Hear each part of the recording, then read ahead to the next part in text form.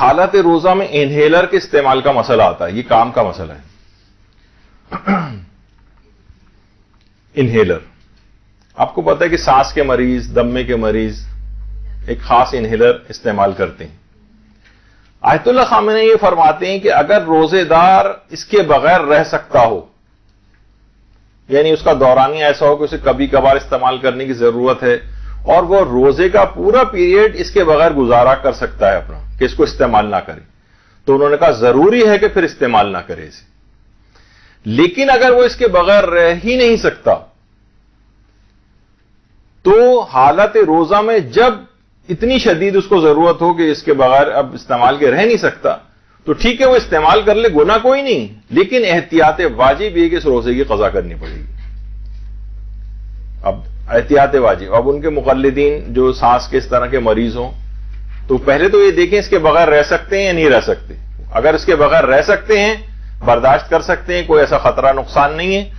تو وہ کہتے ہیں ٹھیک ہے پھر اس کے بغیر آپ رہیے اور روزے کو مکمل کریں. لیکن اگر وہ کہیں نہیں اس کے بغیر نہیں رہ سکتا، یہ ایسے رہ سکتا تھا لیکن ایسی صورتحال پیش آ گئی کہ اب نہیں رہ سکتا، دھول مٹی گئی، الرجک کوئی ریئیکشن ہوا، بہت زیادہ سانس ہو گیا،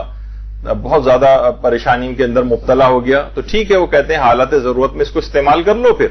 لیکن احتیاط واجب یہ کہ اس روزے کی قضا کرو. آپ پھر کہیں گے کہ پھر فائدہ کیا ہوا؟ تو فائدہ یہ ہوا کہ آپ کو گناہ نہیں ملا،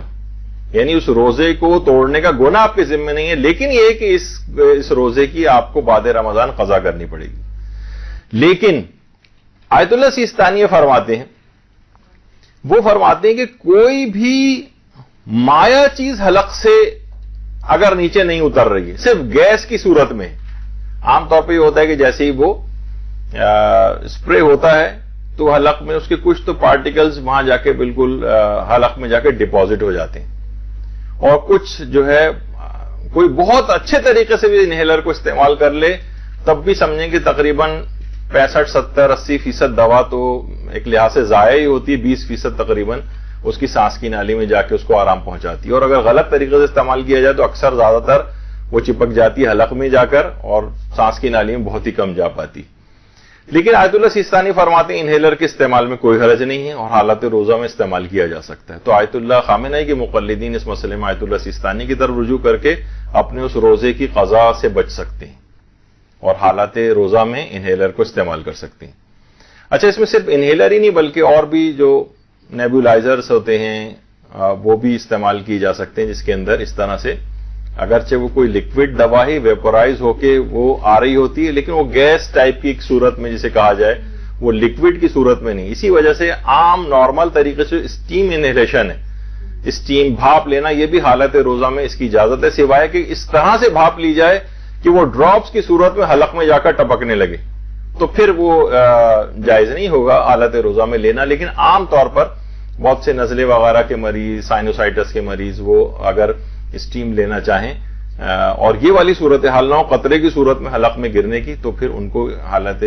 روزہ میں اسٹیم لینے کی بھی اجازت ہے. تو بہرحال لیکن آیت اللہ خامنہ یہ فرماتے ہیں کہ استھما کے لیے جو یا ایزما کے لیے جو انہیلر وغیرہ استعمال ہوتا ہے اس میں احتیاط واجب کی بنا پر اس کو حالت روزہ میں استعمال اگر کیا تو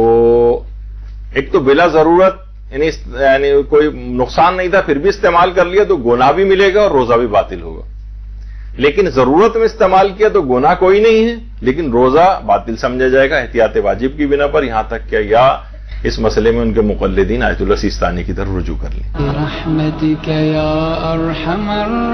الراحمین وصلی اللہ علی محمد و